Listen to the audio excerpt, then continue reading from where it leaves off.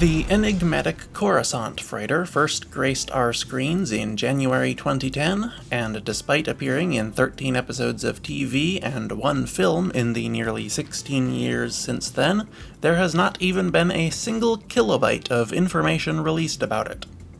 I'm not kidding, I copied all the in-universe information about it on Wikipedia into a text file, and it's only 609 bytes total.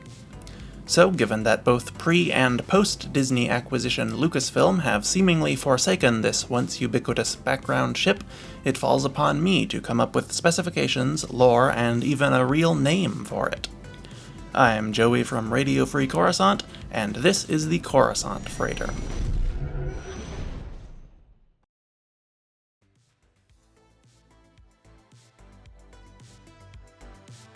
Design.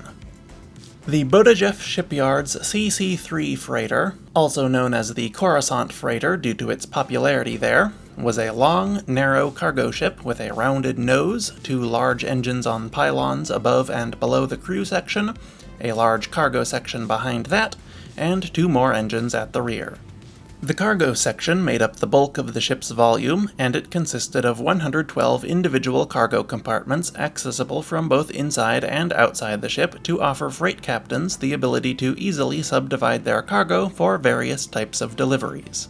Some captains preferred larger contiguous cargo volumes though, so these cargo lockers were built with removable dividers between them to combine adjacent compartments together. Internally, the CC-3 was very bare bones. The head section contained its cockpit and crew quarters, as well as a small crew lounge and its engineering facilities. The upper and lower slopes ahead of the cargo bays could be configured as either additional cargo space or as accommodations for a small number of passengers. Additional maintenance facilities were found at the rear of the ship to service the main engines, and its fuel storage was located there as well. The Coruscant Freighter was designed by Bodajef Shipyard's engineers to be a complement to the much larger AA-3 freighter. The CC-3 ended up being much more popular though, and remained in production largely unchanged for centuries, while the AA-3 was eventually replaced with the AA-6 and later the AA-9, which finally gave Bodajef the big break they were looking for when it was adopted by the refugee relief movement during the Separatist crisis just before the Clone Wars. Specifications. The Coruscant Freighter was a moderately sized vessel at around 80 meters long by 16 meters wide and 34 meters tall. It was fairly slow, topping out at 750 kilometers per hour, and had a Class II hyperdrive.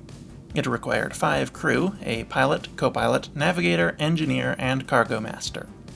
The ship could carry 5 to 10 passengers as well if outfitted for it, plus 150 tons of cargo and 2 months of consumables.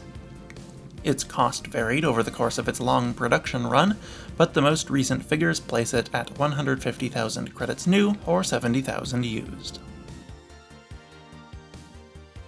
History. The Coruscant Freighter, or a very similar predecessor, was designed around 250 BBY and was in widespread use at least as early as 233 BBY, where several could be seen orbiting Starlight Beacon. The peak of the ship's popularity would not come for another 100 years, though, when thousands of them were used to ferry cargo across the galaxy every day. They were most commonly seen on Coruscant, where they were so ubiquitous that they would come to be known as the Coruscant Freighter.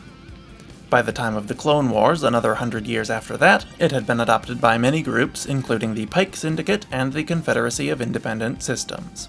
Despite its continued popularity, though, production of the CC-3 ended during the Separatist refugee crisis so that Bodajef shipyards could focus all of their capital-grade production facilities on building the much larger AA-9. A Pike Syndicate CC-3 was the site of a significant duel between Anakin Skywalker and Count Dooku in 19 BBY. After Skywalker and Kenobi confronted the Pikes on Obadiah, they encountered Dooku, who stepped off a balcony to a waiting Coruscant freighter. Anakin leaped to the ship to chase him, but Dooku fended him off by destroying one of the ship's engines to provide a smoke screen so he could leap back to his own vessel. Despite its advanced age, the Coruscant Freighter would continue to remain popular for several decades after the Clone Wars. At least one could be seen in the service of the Pirate Nation in 9 ABY, and several were present for the Battle of Exegol some 25 years after that. And that's everything there is to know about the Coruscant Freighter. Let me know what you think of this ship and my additions to its history and specifications in the comments. Please subscribe to the channel as well, and like the video to show your support. But anyway, thank you for watching, and I will see you next week. RFC, out.